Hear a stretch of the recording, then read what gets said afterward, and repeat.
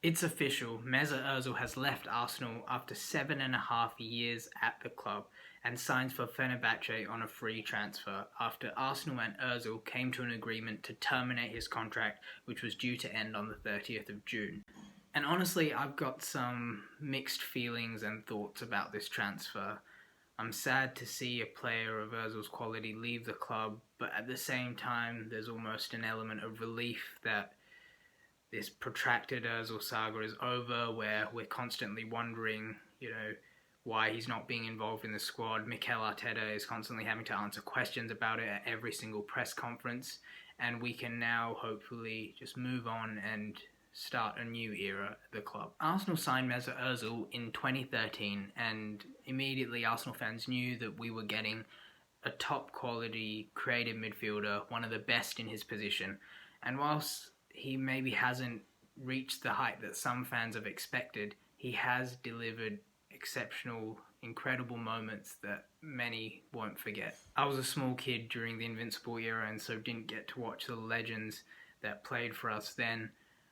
But for me, Mesut Ozil is one of the most naturally gifted footballers I've had to have the pleasure of watching. Some of the moments that stand out to me was the wonderful solo goal against Ludogorets, the silky passing and movement to set up Aubameyang for his goal against Leicester, and also lovely team play and link up with Lacazette and a goal against Liverpool in the 2017-18 season. Not to mention the period of dominance he had where he was racking up assists for fun, particularly the 2015-16 season where he managed to get to 16 assists before January, but unfortunately a dip in the team's performance and our strikers in particular meant that he only registered another 3 assists before the season was up, and fell one short of Thierry Henry's all-time assist record at 20, which still stands today, but was equalled by Kevin De Bruyne's efforts of 20 assists in the 2019-20 season. Looking back at that 2015-16 season now, it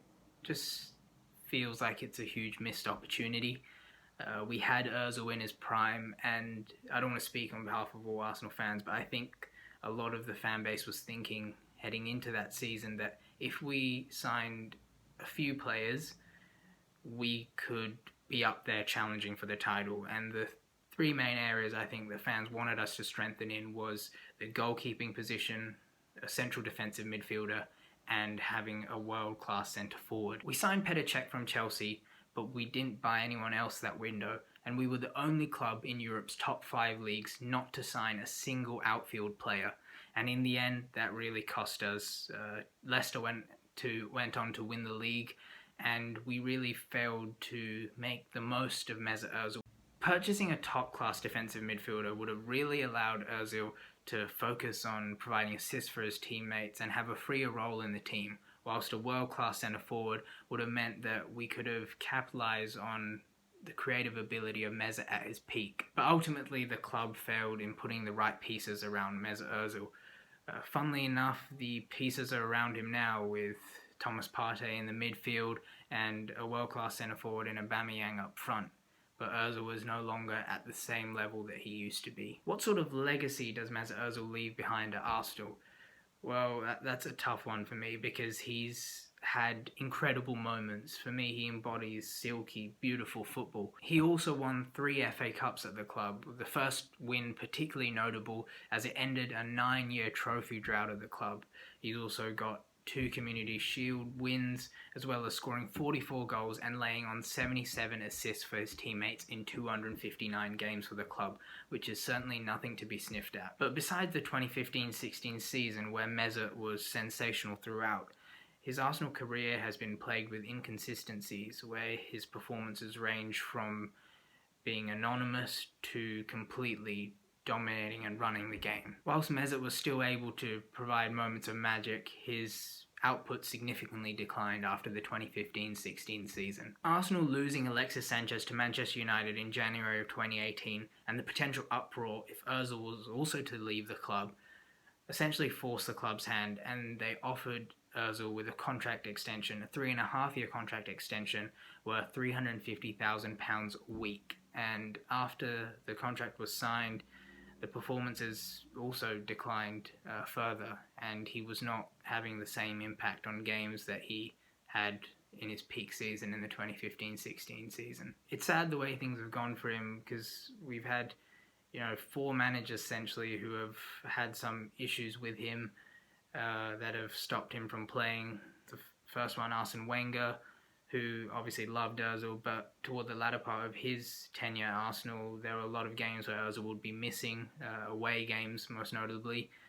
And then when Unai Emery came in, his successor, they obviously had a falling out where Ozil was sort of banished from the squad for a little bit, but then as the results were getting bad, he was eventually brought in. But there seemed to be a lot of, I wouldn't say animosity, but a lot of disagreement between the two parties. They didn't really get along. And then when Freddie Ljungberg came in, Ozil was also dropped. And then now our current manager, Mikel Arteta, whilst giving Ozil a start initially, he's not played him since the COVID-enforced suspension of the Premier League. Arsenal has been a turbulent club in recent times, with a lot of changes going on behind the scenes, particularly at board level. But there's also been a lot of turbulence surrounding Mesut Ozil. On December of 2019, Mesut Ozil came out on Twitter and Instagram and condemned China's actions and treatment toward Uyghur Muslims, and really brought up an issue that I wasn't aware of, and a really important issue to bring awareness to.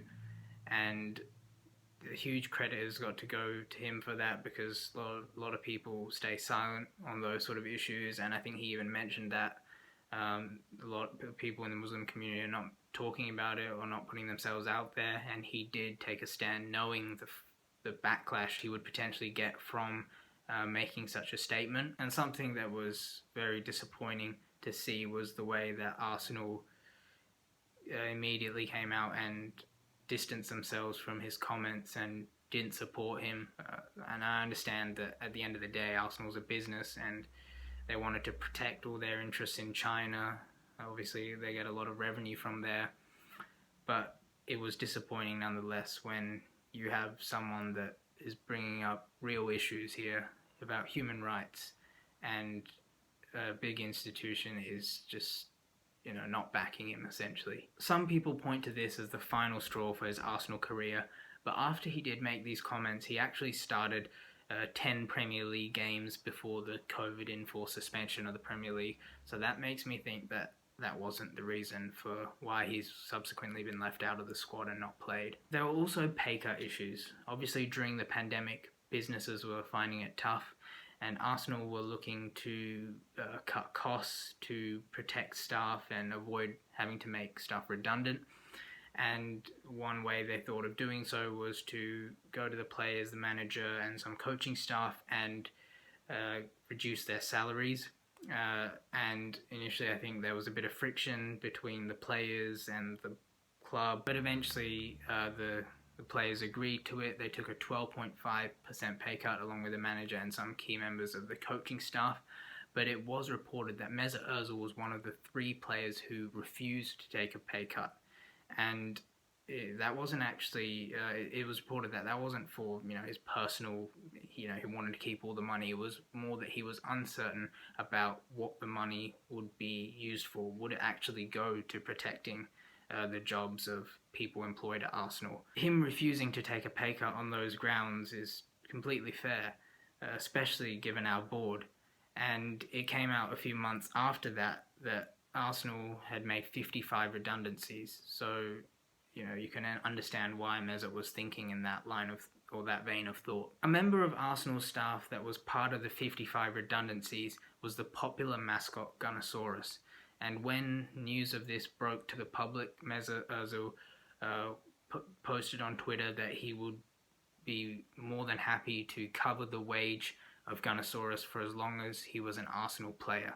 And obviously Arsenal were getting a lot of negative PR at this time, and rightly so. They have a billionaire owner and they can't afford to pay a club mascot. And some people point to this also, whilst it's not necessarily on the surface level a huge deal, Ozil taking a little, prod at the club for maybe not backing him on the China comments or just having a go at the club and some would say that also, annoyed some of the higher-ups at the club and also led to Mesut being banished from the team. Despite all those behind-the-scenes matters that I mentioned that were going on at the club, Mikel Arteta, he was adamant that Ozil was not starting for footballing reasons. It had nothing to do with political issues or anything of that nature. For me, I think we won't know the truth for some time.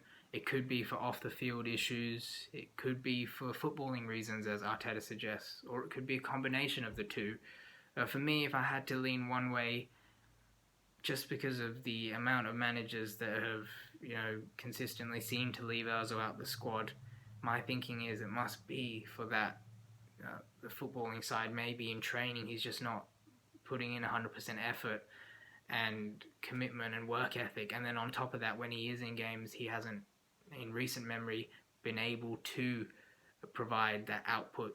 And if he's not doing that, and then he's also not providing hard work and tireless effort for the team, then it's understandable why managers would leave him out. But that's just my potential thinking. That's pure speculation because we don't know yet. So whilst, all the stuff that has happened with Ozil recently have sort of hung like a cloud over Arteta and just the club for a while now, I'd like to just dwell on the great things that Ozil brought to the club, like the FA Cup trophies, just the amazing touches, the brilliant passes, the great assists, and just focus on what he did for us as a club and celebrate that. He has been a joy to watch. I wish things had gone differently for him at the club, ended differently, but nonetheless, I wish Mesut Ozil the best at Fenerbahce, and I hope that he tears it up